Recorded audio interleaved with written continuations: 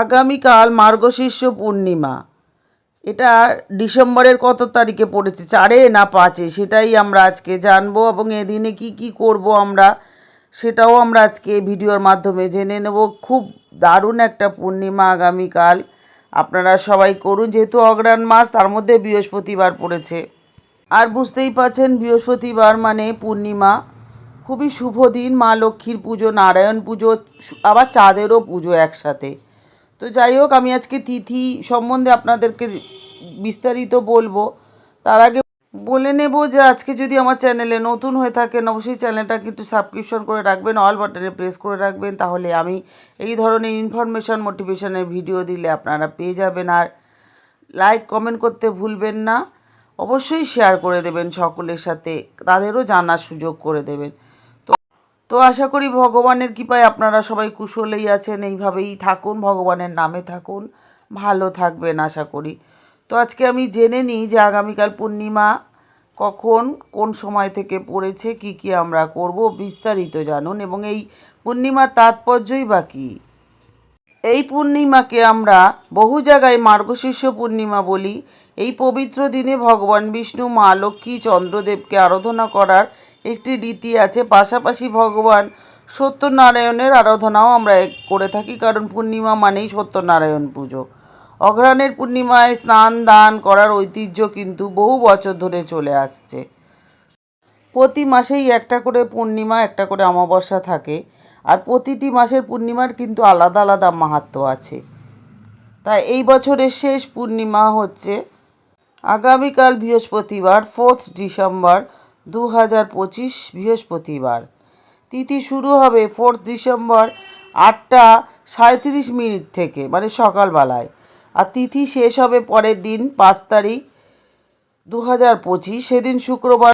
ওই দিনই ভোর 4:43 শেষ হবে পূর্ণিমা এদিনের। মার্গশীর্ষ মাসের এদিনের পূর্ণিমা কখন পড়েছে আমি বললাম। এবার ব্রহ্ম মুহূর্তটা আমাদের জানতে হবে, কারণ ওই সময় সমস্ত স্নান দানের নিয়ম বেশি। তো এই দিনে ব্রহ্ম মুহূর্ত হচ্ছে ভোর 4:19 থেকে শুরু হবে। এই দিনে ব্রহ্ম মুহূর্ত প্রায় 39 পর্যন্ত স্থায়ী থাকবে। মার্গশীর্ষ পূর্ণিমায় সকালে স্নানের জলে তুলসী পাতা অর্পণ করা খুব শুভ। প্রথমে সেই জল মাথায় ছিটিয়ে নিতে পারেন এবং প্রণাম করারও রীতি আছে। এরপরে স্নান করবেন। স্নানের পর সূর্যদেবকে জল অর্পণ করবেন। এরপরে যে কোনো মন্ত্র আপনারা অবশ্যই জপ করবেন। হিন্দু ধর্মে পূর্ণিমার কিন্তু বিশেষ তাৎপর্য আছে। মার্গশীর্ষ মাসের পূর্ণিমা অত্যন্ত শুভ আমাদের জন্য। এই দিনে সকালে স্নান তো করবেনই, তার সাথে অনেকেই উপবাস করেন, দানও করেন।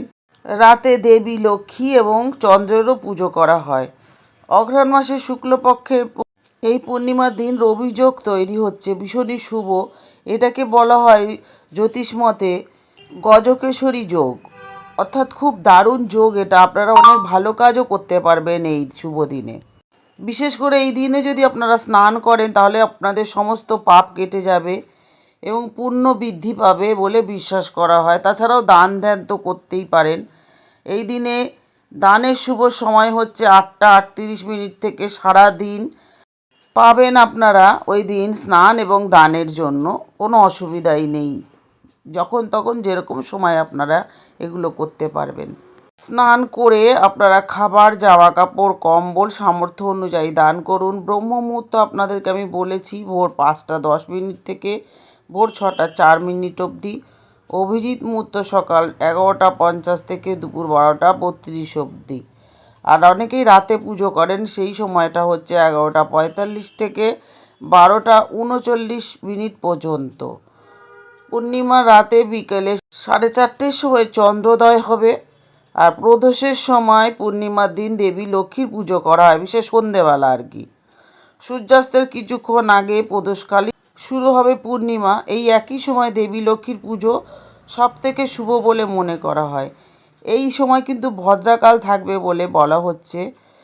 তবে এই ভদ্র যেহেতু স্বর্গীয় রাজ্যে থাকবে, তাই এর থেকে কোনো অশুভ প্রভাব আপনারা পাবেন না।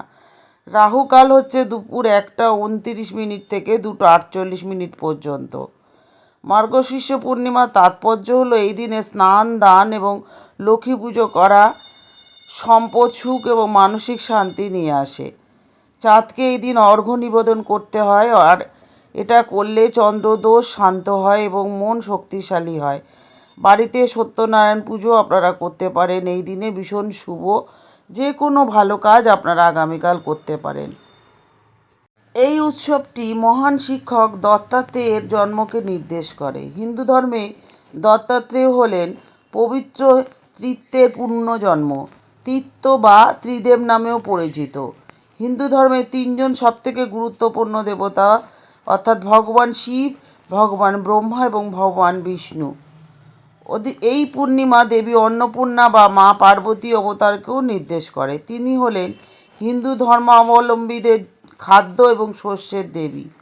মা অন্নপূর্ণার কাছে প্রার্থনা করলে আপনারা কখনো খাদ্যের অভাব হবে না এবং ঘরে সবসময় সুখ ও সমৃদ্ধি বজায় থাকবে। আর এই বৈদিক যুগ থেকে মার্গশীর্ষ মাসকে সবথেকে পুণ্যময় বলে মনে করা হয়। শ্রীমদ্ ভগবদ্ গীতায় ভগবান কৃষ্ণ বলছেন, মাসার নাম মার্গশীর্ষম, অর্থাৎ আমি মার্গশীর্ষ। তিনি এই মাসটিকে শ্রেষ্ঠ মাস হিসেবে বর্ণনা করেছেন। মার্গশীর্ষ পূর্ণিমার আধ্যাত্মিকতা এবং পবিত্রতা জীবনে ইতিবাচকতা এবং নতুন দিক নির্দেশনা করার সুযোগ দেয় মানুষকে। এই পূর্ণিমার দিনে নদীতে এবং পবিত্র কোনো স্থানে যদি স্নান করা যায় তাহলে পুণ্য লাভ হয়। এটিকে আনন্দ পূর্ণিমা বলা হয়, কারণ এটি আধ্যাত্মিক তৃপ্তি এবং আনন্দের পথ প্রশস্ত করে। শ্রীমদ্ ভগবদ্গীতা অনুসারে মার্গশীর্ষ মাসে পুজো, দান এবং কর্মের ফল কিন্তু বহুগুণ বৃদ্ধি পায়। যারা এই দিনে দান, ধ্যান, তপস্যা, উপাসনা করেন তারা সারা বছরের মতো সমস্ত পুণ্য কর্মের সমতুল্য ফল দান লাভ করেন। বিশ্বাস করা হয় এই দিনে ভগবান বিষ্ণু এবং মহালক্ষ্মীর উপাসনা করলে ভক্তদের সমস্ত মনোবাসনা পূর্ণ হয়, জীবনে ভারসাম্য এবং সমৃদ্ধিও আসে। আর এই পুজো কেন আবশ্যক সেটা একটু জেনে নিই আমরা।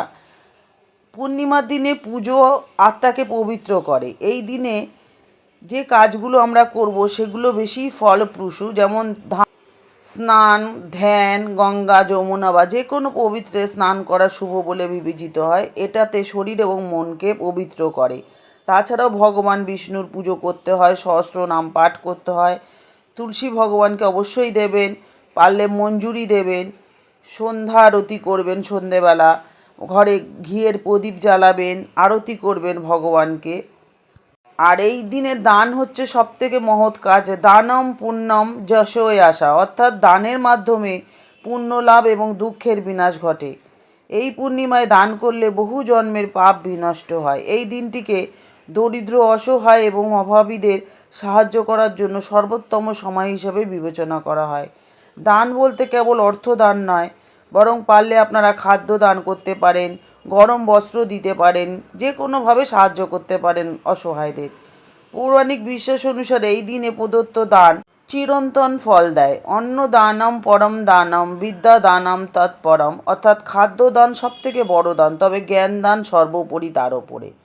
দরিদ্র এবং অভাবী মানুষদের সাহায্য করার কারণ কি? এই মাসে মার্গশীর্ষ পূর্ণিমা আমাদের করুণা এবং দয়ার বার্তা দেয়।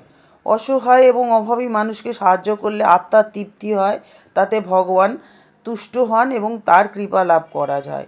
দানের গুরুত্ব হচ্ছে পরহিত সরি ধর্ম নহি ভাই, অর্থাৎ দানশীলতার চেয়ে বড় ধর্ম কিন্তু আর কিছু নেই।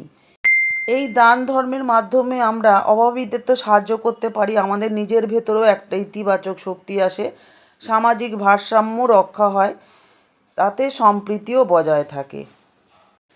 যাই হোক, আমি এই দিনের কি এত গুরুত্ব, মাহাত্ম্য, কী করব সবটাই আমি আপনাদের সাথে শেয়ার করলাম। আপনাদের অবশ্যই আশা করি ভালো লেগেছে। এটি বন্ধুবান্ধব সকলের সাথে শেয়ার করে দেবেন, তাদেরও এই মার্গশীর্ষ পূর্ণিমার যে মাহাত্ম্য, গুরুত্ব সেটাও তারা জানতে পারবে। তো এতক্ষণ আমার ভিডিওর সাথে থাকার জন্য আপনাদেরকে অসংখ্য ধন্যবাদ। ভগবান সকলকে সুস্থ রাখুক, আনন্দে রাখুক। এই বলে আজকে ভিডিও শেষ করি। সবাই ভালো থাকবেন।